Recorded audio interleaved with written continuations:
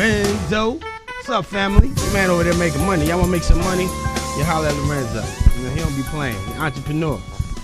My name is Rob Hall, the editor-in-chief of the Hall Street Journal. We're here to educate, edify, enlighten, and entertain. And I'm in the studio live today with my good brother, Mr. Clarence Ellis Sanders, in the building. Afrocentric in the chinchilla. What's going on? What's going on? He came up in the place. I don't know what. Look, hey, this show wild, yo. This show is gonna be wild. I can already see it. I can already tell it. Now I'm trying to set it up where, you know, I'm not always looking at my little Facebook live feed. Yeah, right. Because you know the people looking in the camera. And then the Facebook Live, then sometimes I'm trying to read what the people saying, and you know, it's all confusing. You know, we got all this new technology, and we trying to use it. We trying to make it work right. You know, how you doing, Mr. Sanders? Oh, fine, man. I'm just honored and you know, to be here with you. I appreciate you, sir. It's an honor and a pleasure, sir. Mm-hmm. I want to say good morning to all of you who are listening to this outstanding program. Uh-huh. This is an outstanding program. Outstanding. Outstanding. Man. You can't put a price on this program. Man, who is your fashion consultant, man? I mean, I need a haircut. I'm all twisted, but man, you put it together this morning, ain't you? Oh man. Look like you done been on a Serengeti and took down the whole lion and brought his mane back from the motherland. This morning I got up. I didn't know what I wanted to wear, but I wanted y'all to take a look, you know. You know, normally I don't wear the animal, but I got the animal on this morning. He done took down the animal. Man, he even got on leather pants. There's another animal. I don't know what animal. Hey, Mom, how you doing? Hey, Cynthia. Paul Parker in the house. Kevin Thomas in the house.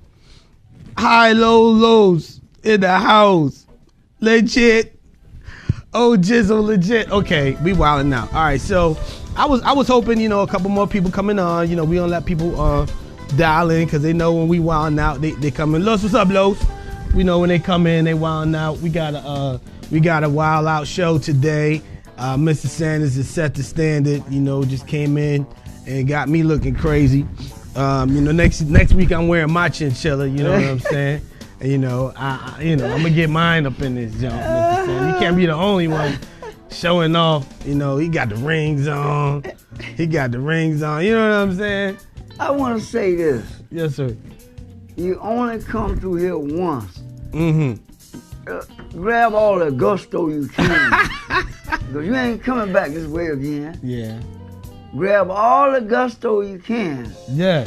Like when I go fishing, I catch a cooler full of fish, I celebrate. Yes, sir. Celebrate everything. Every day is a celebration. Every moment. And every meal is a banquet. Woo! Eat what you want to eat. Drink what you want to drink. Because you ain't coming back here again. Wow. Did you hear what the man said? Just the reason why I called him the national treasure. Eat what you want to eat, drink what you want to drink. Every day is a celebration, and every meal is a banquet. Yes, sir. I'm going to the to next time I'm in McDonald's, I'm gonna be at a banquet. No matter what you eating, it's a banquet. It's a banquet. Every meal. Somebody that have nothing to eat. Some people have nothing Zero. to eat. I've seen brothers and sisters eating out of garbage cans, and that hurt me. Took a lot out of me, you know, because in America, we say that this is the land of the brave and home of the free. And people say that this is one of the greatest countries in the world. Well, why we got brothers and sisters eating out of garbage cans? That should not be. Nah. Well, you know, here's the crazy part. I seen the other day, they had these feeds on Walmart on Facebook where in some of these big stores, they just throwing away crazy amounts of food, like new food that didn't even go bad yet. They just taking off the shelves and they won't give it to anybody and then just put it in dumpsters, and there's people like literally dying on this planet, giving up the ghost. because they don't have anything to eat, and we throwing food in the trash compactor, man. Talking about making America great again. Man, we have yet to find the greatness, and we can let people die on this earth, and we throwing away tons of good food. Not rotten food, not spoiled food. I seen the video. The man actually, he showed the dates was still good by far, and they was still just throwing it all out, man. It's a sad commentary on where we are as a society, and there's so many simple, basic things like that where we could improve and do better. What's up, cuzzo? My cousin, Mr. Pete in the building. You know, Mr. Pete be dropping them lines, dropping them bars. I'm gonna figure out how to be where we can, you know, we can share some things that we have access to online and here on the show. I'm not real technically savvy with all that, but you know, we're gonna get it together as the year goes on and the show goes on. I need a producer. You know, I need a show producer, like an intern or somebody who can focus and make sure that, you know, we properly manage the show, manage our time, manage our topics. There's so much that we get to enjoy and we like to talk about. Shannon Lee watching. What's going on, Shannon? You know, it's always good when the fam comes from the hometown, all the pretty girls and the good people, you know, that you know and that you grew up with. Really appreciate that. Deontay Muhammad, yeah, the man of opportunity, got opportunities going in. So Brenda Chunga, I talked about Brenda last week. One of these days we're gonna get Brenda on the show. But she told me a couple weeks ago, she said, Rob, you need to play the saxophone on the show. You need to play the saxophone on the show. And so she said, this every week you need to at least play one song. You know, you don't never play a horn. So, you know, Mr. Sanders, I think we'll try to get something in. Yeah. You know, we'll try to get something in. You know, we're gonna keep it positive. This song was a request. I'm gonna be honest with you, I haven't practiced.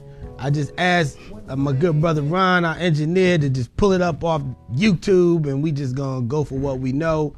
I'm trying to make sure I knew what the key is, but you know, it's called, I don't know if it's called Amazing or Giving You the Best of Me, but you know, it goes back to what Mr. Sanders said, you know, and we can talk about relationships, but you know, he talked about giving everything you got, giving life the gusto. When the words in the song says, "I'm giving you the best of me," and the man's really is talking about a relationship with his wife. Or you might be thinking about a relationship with your significant other, but how about your relationship with life? Hey, do you love your own life enough to give your life the best that you got? What's more valuable? What's more precious? What should you cherish more than your life? Hey, Thea, nothing more precious than your life. And so the message in the song, as we gonna, you know, transcend the original, is, are you giving your life the best that you have to give? Sing to your life.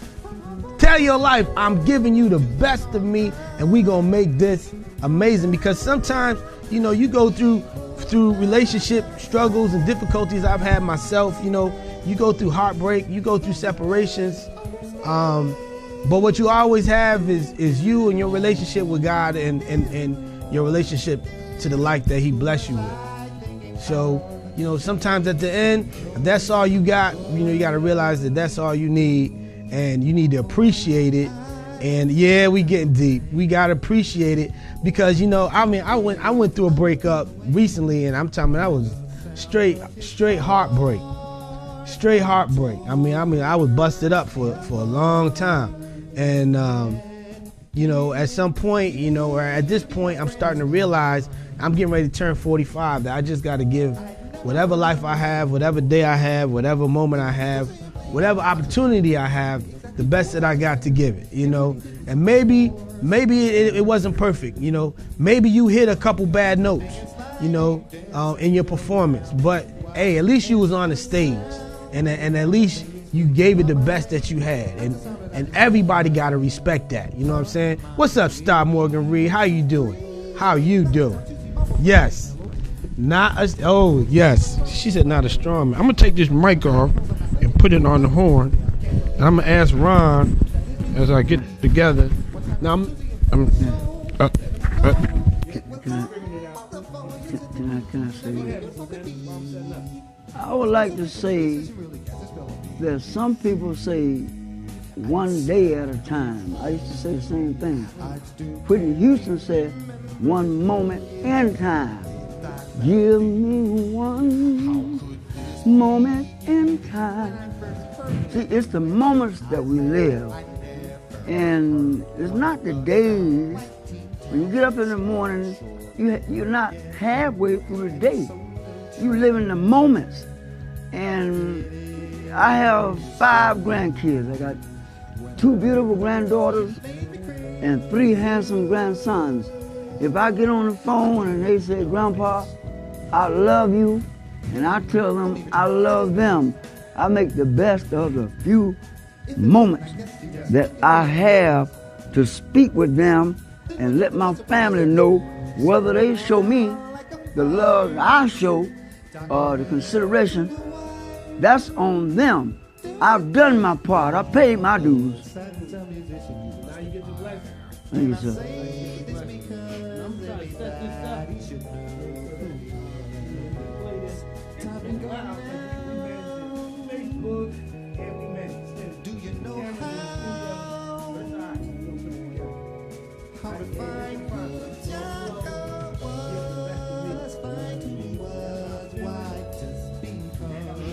Yeah. Yeah.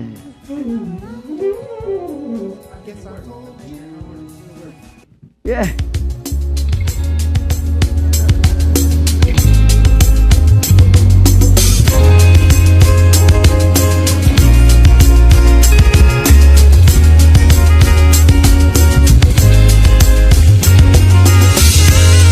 It's simple.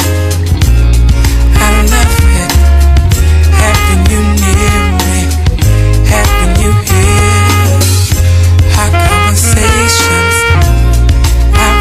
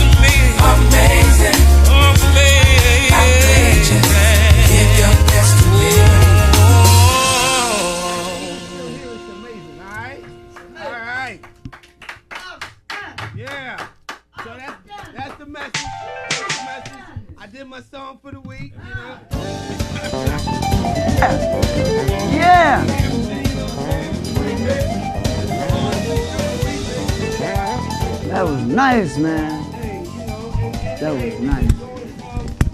You know, just coming from the heart and going through impromptu, and you know, just knowing that, you know, wherever you at, no matter your situation, no matter how difficult it is, it's amazing because you still have an opportunity to get up and do something. You still have an opportunity to win. You know, so many times you could look back and realize, man, you could have been gone. You know, you could have been gone away from here. Most people, you know, and sometimes it's like, you know, God will protect you from stuff you don't even know he protected you from. Right. He will save you from car accidents. I remember one Christmas morning I was talking to my baby girl, and she was home at her mom's place, and this is just a couple years ago, and it was early in the morning. I had brought her home. It was about 4 a.m. and we stood outside just for a while, just talking, having a little one of our dad and daughter moments. And it wasn't planned. It was just something that we did, Mr. Sanders. We just talking, Yes, just relaxing. And you know, on Christmas morning, I got in my car and I started driving home. And as I got to the intersection to take off the beltway around DC, I got upon a scene of a car accident that was so fatal. I mean, there was no less than 4 cars that had been destroyed. And there were people who already passed on the scene, and cars that were burned completely, charred black. Like you couldn't even tell what the car was. It was just a black ball, and the police hadn't even gotten there yet. And I drove through the scene, and all of the glass and plastic and all this was all over the highway, and people had pulled over and were trying to help people in cars, and some people, like I said, I looked and people were gone, sitting in that car, and it was Christmas morning. And I said, boy, if I had left just that few minutes early, first my heart go out to all those families to deal with that tragedy on Christmas morning, to get that kind of call. But to turn around, and as I pulled in, like those few minutes that I spent with my daughter talking, God allowed that really to save my life, because I would have been just a few minutes earlier in the heat of all that, and who knows what happens that Christmas morning.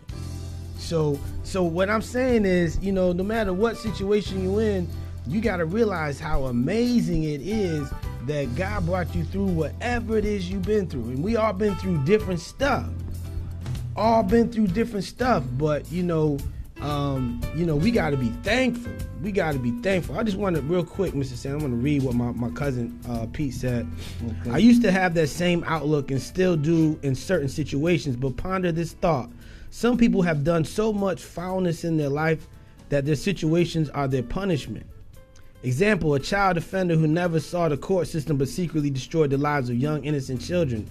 Does he deserve to eat like a noble man, or should he be outcast and humiliated? Just a thought I had when I seen someone out in front of a store begging, looking like a victim to hard times, but really was a slimy snake who deserved a lot more hard time than he was doing. At that moment, I learned some people deserve to be homeless, broke, and ashamed. Good job on the sax. Well, one thing about Mr. Pete, he always brings it raw, you know. And I understand that everybody in life has done things that they likely regret, that they shouldn't have done. You know, all have sinned and come short, and you know, it is, to me, I don't have a heaven or hell to put people in, generally speaking. And I don't know where they came from or what their circumstance was, and it's certainly not to excuse anything anybody's done. But I was talking to a friend yesterday, and God is the judge. He's the only judge, and he told Moses, when Moses passed in front of him, I will have mercy upon whom I will have mercy, and I will have compassion upon whom I will have compassion. And so essentially, I bring it back to Bobby Brown. He sung a song, said it's my prerogative. And that's where I leave it. I say it's God's prerogative to decide, the consequences of our actions. We can't escape him. We can't escape that judgment, no matter what judgment we may think we escape. And at the same time, sometimes we are blessed with his compassion by grace, and we enjoy a life and a life experience that perhaps we don't deserve. Just by grace, just by love, just by him giving us another chance to get out here and do something. And that's how I feel about myself personally, that every day he gives me an opportunity, and I'm gonna be thankful for it and do the best I can with it. Mr. Sanders. Our Heavenly Father said long before we got here, I am a jealous God. Thou shalt have no other God before me. My people are destroyed for the lack of knowledge. A lot of our brothers and sisters won't study. And that's why they run into the difficulties that they run into. And I spoke with my mother a few years ago. She's a missionary down in Florida, and she had an auto accident, and she had to walk, I don't know how many blocks. And she was saying to me that she had a problem with her back. I said, why is that? She said, because my car was hit. And she said, I got some things I need to do for us to get my car straightened out. I said, well, how much money do you have? I don't want to get personal, but I said, how much money do you have? She said she had $3,000 in her bank account, checking account, I guess. And I said, well, what did God tell you to do? What did Jesus tell you to do? I don't know, son. I said, didn't Jesus tell you to come unto me, all ye that labor and are heavy laden, and I will give you rest? Take my yoke upon you and learn of me, for my yoke is easy and my burden light. I said, go pray about it. So she went and prayed about it, and her daughter came and gave her a car. Wow. Gave her a car. God, that's grace. It's grace. It's undeserved. It's undeserved favor. Listen, if you want to call in the show and have a conversation, we love the comments on Facebook, but we also got an audience on voxwave.com, voxwav.com. So if you want to, you can catch our show live on voxwave.com. And also, you can call into the show. We want to hear some folks call in. We at 240-719-2560. 240-719-2560. You can call in, check out the show. We only last an hour. We got all type of topics that we talk about, money and finance, news and politics. Won't he do it? Star Morgan Reed said, won't he do it? Won't he do it? Talking about your mom. He did it for her. He did it for her. So many times he did it for us, So y'all call in the show if you got something you want to share about. Oh, Ab Mac, what's going on, girl? How you doing? Yeah, I would love for her to call in the show. 240-719-2560. We are here live in the studio. You can make your mark on the Hall Street Journal. We're here to educate, edify, enlighten, entertain. Mr. Sanders. I remember when I didn't have 2 quarters to rub together. But once I put my faith, my belief, and my trust in the Creator, one who made heaven and earth, I found that things changed for me and the quality of my life got better. So I started seeing everything that I have, blessings seen and unseen. Some people will agree with me, fine. If they don't agree with me, still fine, because I know where all my blessings come from. You know where the chinchilla store at. I know where all my blessings come from. I'm doing too much. All right. So Yeah, so I've been talking about relationships too, Mr. Sanders. I touched Yes, on that sir. a little bit. Yes, sir. You know, and I had put a post on Facebook the other yesterday, and I was like, you know, all these sisters out here talking about they waiting for Boaz. I heard it, you know, Boaz from the Bible. You know, the Boaz. story of Naomi and Ruth and Boaz, you know, being the man. So everybody preaching like, yeah, you know, wait for your Boaz, you know, this amazing man. And I said all these sisters is waiting for Boaz, but ain't none of them ready to lay at his feet, because that's what Ruth had to do. She laid at his feet and she approached him in a certain way.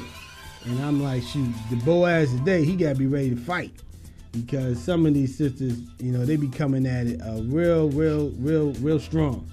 And so I was really talking about the nature of our relationships, especially when we talking about black love, you know, and how we had to just have more humility in how we interact with each other, and you know, more, and approach each other with more peace and more love, and instead of it being kind of like a combat sport when you're talking about relationships. It's just the energy these days when you're out here, you meeting people, you dating, it's crazy. For years, I listened to sisters talking about, I'm waiting for Mr. Right. There's no such thing as Mr. Right. We are all imperfect. We all come short of the glory of God. So there's no such thing as Mr. Right. There's no such thing as Miss Right. We're all imperfect. And if you are obedient to the Creator and you follow your Creator's direction, you will look around and see that person that you've been looking for, but you were not able to find. You were not able to find that person on your own. But the Creator will send you someone. I know, because that's what happened to me. See, I was married for twice. First wife passed with cancer, and my son was killed in an auto accident. I remarried, and she walked away and went to live with her daughter. Now she understands that, you know, if you want to walk away from the man that's treating you like a queen, I treat you like a queen. But you treat me like I was a bug in a rug. Oh man, so But I still love you. Still love. Oh man. Greg Sykes in the building, Choice Smallwood in the building, Crystal Hargrove in the building. So much, and then I would love to be able to see who's on VoxWave.com. If you're on VoxWave.com, you're not being represented on the Hall Street Journal this morning, call 240-719-2560. Let us know where you're watching from. Let us know what you're thinking and how you feeling in this new year. We talking about relationships and, you know, being patient. You know, that's probably something I need to start doing more. I've been on these dating websites. Oh my God. If you were on the dating website, I'm telling you, it's crazy. It's like having a part-time job in a thrift store. You put so much time into these dating websites. Like, I'm talking people constantly talking to you, messaging you, good morning, what you doing? You know, all this small talk, text message, you know, then maybe the pictures, they want to meet, but then the pictures don't be what they don't look like what the pictures look like. They call it the catfish, right? Mr. Sanders, this is bad. So, you know, they put all these pictures up of when they was in high school, you know, and now they about, you know, 45 pounds heavier, but they don't put none of them pictures up. And then you looking and you think you gonna meet one person and you meet somebody different. And then, you know, it just gets crazy. And then, you know, then you got the ones who trying to hustle for the money. Listen, if you on a dating site and somebody that look like Vanessa Williams approach you and ready to make it work, but then all of a sudden, something always gonna be a case, right? She gonna have the screen cracked on her smartphone. She got a car, her car broke down. She trying to get the car fixed so she can come see you. What else I heard? The one sister told me the other day. She said she needed money for the She said she was stressed out because she wasn't gonna be able to graduate from school, and she needed $1,498 for tuition so she can graduate. I said, what school do you go to, and what are you studying? And give me the info. I said, listen, look, I pulled the card. I said, listen, the money is nothing. I'll pay the money. I said, I'll drive to she was from New York City, right? I said, I'll drive to New York and pay in the registrar. I don't even have to meet you. Just tell me give me your student ID number and a number to the registrar. Let me know exactly, and let me see that you ready to graduate and you need this. And of course, you know, that situation ended quick. You know, all of a sudden they disappeared off my feed. But you gotta be careful out there because people be trying to get you. These I don't even know if it's women. It might be a man back there with a picture of some woman and trying to tell you what you want to hear because you didn't listen to Mr. Sanders and let God bring you your spouse. You went out looking for him. And you found something you didn't think you was gonna run into. I met a lady one time, this was quite a number of years ago, in the church. I don't go to church looking for women. She's singing she's singing in the choir, nice looking lady.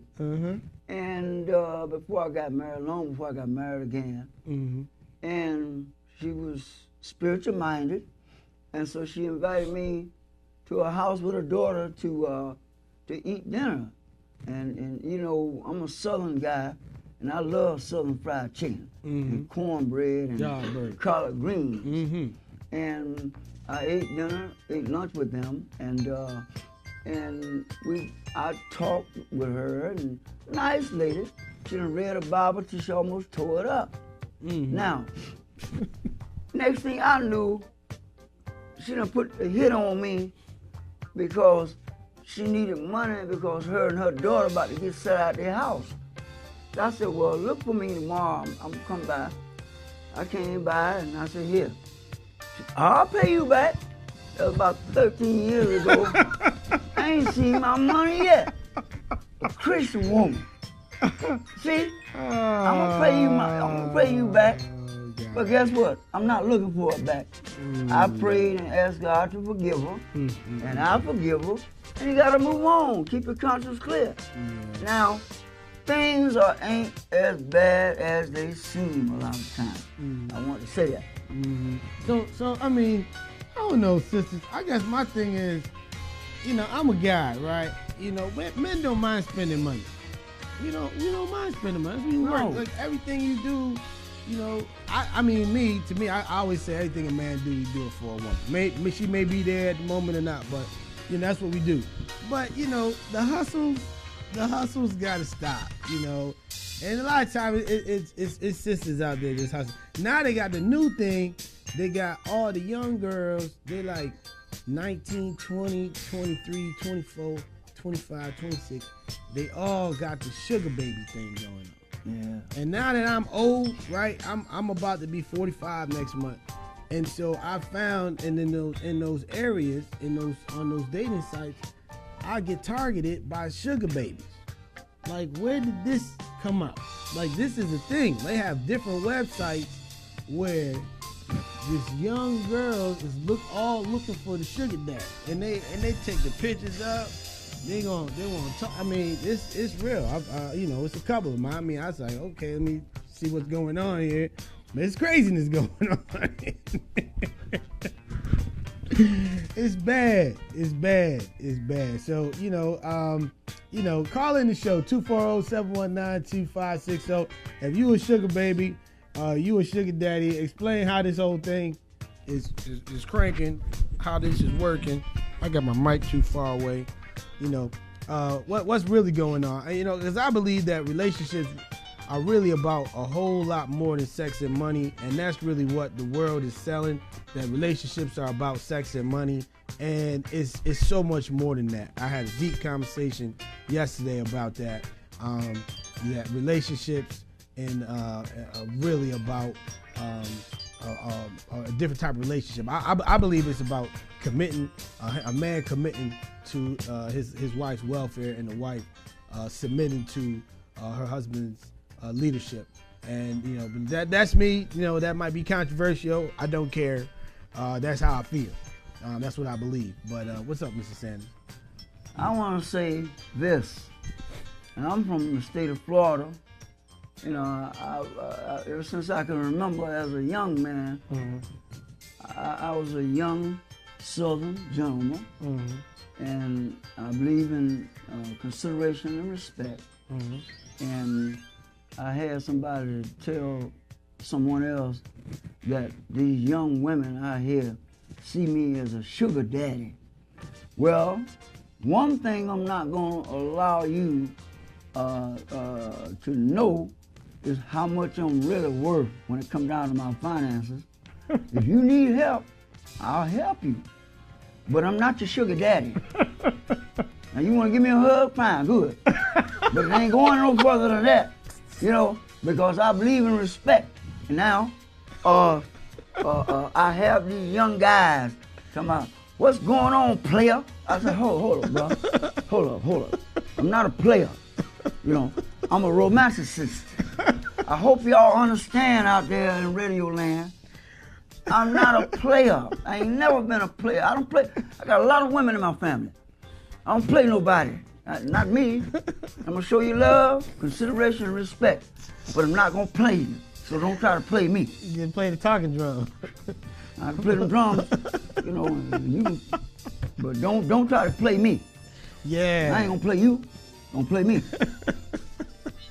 You get real talk in the building. Mr. Sanders laying it out for you. Hold up. Don't call me no player. Yeah. See, people, that's the problem. Too many people playing. Oh, Crystal Hargrove said it. I got a witness. Crystal said it's about committing and submitting. Yes. What is that all about? Like that. Yo, that is it. Commit and submit. So, brothers, what am I talking about? No. I'm going to start with the sisters. Sisters, when I'm talking about submitting, I'm not talking about submitting to being abused. I'm not talking about submitting to mistreatment. I'm not talking about that. But I'm talking about, you having faith and trust and belief in the man that you choose to accept to be a leader, a priest, provider, protector, and covering in your family. That's a very heavy choice. And once you decide that this is my husband, there's a different level of reverence that you have for him to any other man. Right. If the whole world is against him, if the whole world think he's crazy, you got to be the one person who says, that's my husband, and I believe in him, I have faith in him, and I trust him. I'm rolling with my husband. To me, that actually makes him greater than he ever could be. When he has that good woman behind him that makes him feel like $1 million, even if he was broke. He'll go out, he'll get up, he'll work, he'll do. And there's a place of honor and respect that you have for your husband. But at the same time, brothers, the only way you receive that type of honor and you receive that type of submission and surrender, I'll say, from your wife is if you embrace your responsibility. Thank you. To commit to her welfare above your own. Thank you. So that means if it's only one plate, she gonna be the one to eat. Right. That means if it's a cold spot and a warm spot, you sitting in the cold. That means that you gotta die to yourself and put your wife first. She has a place of primacy. She has a place of honor. She has a place of, she's the bone of your bone, flesh of your flesh. And that's why you can't be abusing her or mistreating her, because you wouldn't abuse yourself. Right, 100%. So 100%. If you abusing her, then I know you don't relate to her as your own flesh. You relating to her as outside of you and not a part of you, right? So what you want to do, what you have to do is be to your simple. The Bible put it like this: husbands, love your wife as Christ loved the church. Right. What did Christ do for the church? He died for the church. Right. He put the church ahead of him. He suffered for the church. So if you're not in a place where you're willing to die for your wife, suffer for your wife, die to yourself, put her welfare first, then you are not worthy of the honor, of the respect of her submitting or surrendering to you. So both things need to be in place. Right. Both things. She has to choose you, because look, a woman decides who get married. A man don't decide who get married. He asks. He proposes the marriage. Right. That's a proposal. Okay? And he could, you see these guys, they propose in a baseball stadium in front of 80,000 people. Yeah. Right? So he get down on one knee and ask her to marry him. At this point, who have all the power? The whole stadium, 80,000 people, all want to know, what does she say? Because if she say no, they're going to pan the camera. That's a bad situation. If she say yes, now comes the celebration. Because the power to ultimately decide rests with the woman. And so the woman has the ability to absolutely change and dictate how men approach them when they desire to be in relationship, because a man gonna do what he need to do to get what he want. So we naturally want you, but if you don't hold us to any different standard, whatever, if your only standard is we gotta have money, that's what we gonna go get. But if your standard is we got to be a priest, we have to be able to minister, we have to have some wisdom, we have to have some knowledge and understanding. If you start changing what it is you demand, we will rise to the level or whatever bar that women set. So I want to let the ladies know, y'all got the power. Y'all got the power in this situation. One thing I come to realize is this. Men, a lot of them think that they're in control. It's not about control. That's your family. You're not supposed to be trying to control her. She shouldn't be trying to control you. There should be mutual respect, mutual understanding, and you have to build on the good. Now, if I go out to dinner, and I'm gonna treat myself to a good plate of food, I should be willing to treat her like I treat myself. Absolutely. Because that's my family. So I'm gonna look out for me, and if I don't take care of me, how am I gonna take care of my family or take care of my friends? So I take care of me, and I'm not selfish, and I'm not too self-centered. I love my family, I love my friends, I love the people who have a lot of consideration and respect for me. So that's mutual. So that should be mutual. But if it's one-sided conversation, one-sided respect and consideration, that's not the way it should be. Because the word already say, don't be unequally yoked. And if I'm not a spiritual-minded man, why should she follow me? She need to have someone that's spiritual-minded, a person that worship, obedient to the Creator, and she'll find that the relationship will work a lot better when you don't put the money and material things in the high positions first. You got family members. The woman, she make more money than the man, so she flaunt that. That's not about that. If she making 80,000 and I'm making 50,000, we put that together and we can do a lot more. Absolutely. Wow. Yeah, y'all getting it. Y'all getting it out here. Maneka, thanks for joining. And Crystal has been really dropping some wisdom here. Exactly, following after your husband, allow him to be the man. Your husband is to love you the way Christ loved the church. Oh, she said it before I did. That's why we have to wait for God to give us our husbands. Why? Is because that man God chose has a heart for God. Therefore, he will love you the right way. I want and need a man who's after God wholeheartedly. So when a woman postures herself in that way, the more she demands that, the more women collectively demand that, the more we are going to have that in the community.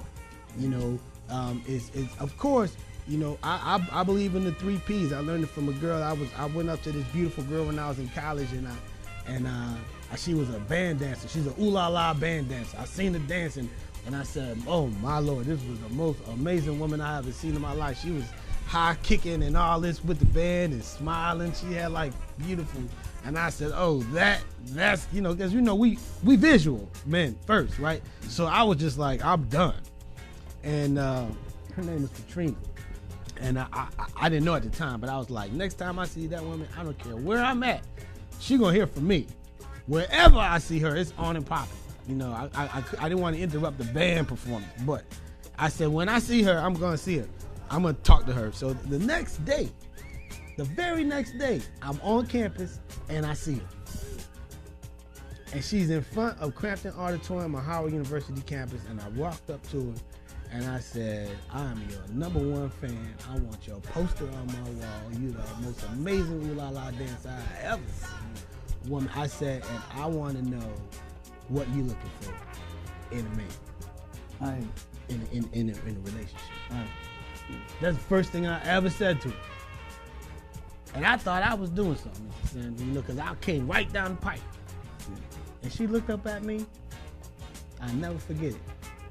And she said, I need my man to be the priest in my house, the provider in my house, and the protector in my house. Hey, 100%. Smack me all in the face. Like a ton of bricks. Boom. On your head. This what you want? This who you got to be. And I never, ever forgot that. Priest, provider, protector. Can you minister to me? Can you can you provide? And not just providing monetarily, but providing, you know, like atmospherically. Like, do you create the home? Do you build the castle? Do you create are you a cultivator of your family? There's so many ways you provide your wisdom. You know, you priest, provider, and protector, defender in my home. And that resonated with me in powerful ways. And I still, to this day, I'm 45. That was 20 years ago. And I still believe that priest, provider, protector. I'm sure her parents taught her that. It's because she came straight out with it. She knew what she wanted. And that's what I'm talking about. And that's what I'm still looking to be, priest, provider, protector in my home, because a woman shared that wisdom with me and I took it to heart. So you women, you have the ability to change things.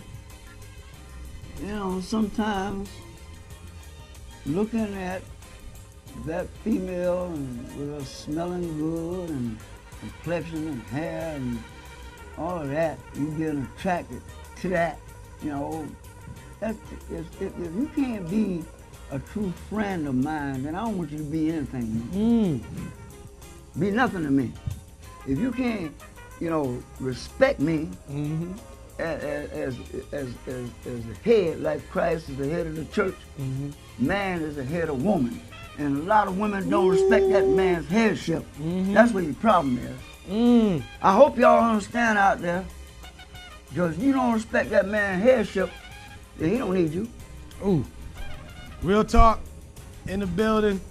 Respect the headship of the man in your life. Men, honor your wife and love them like Christ loved the church.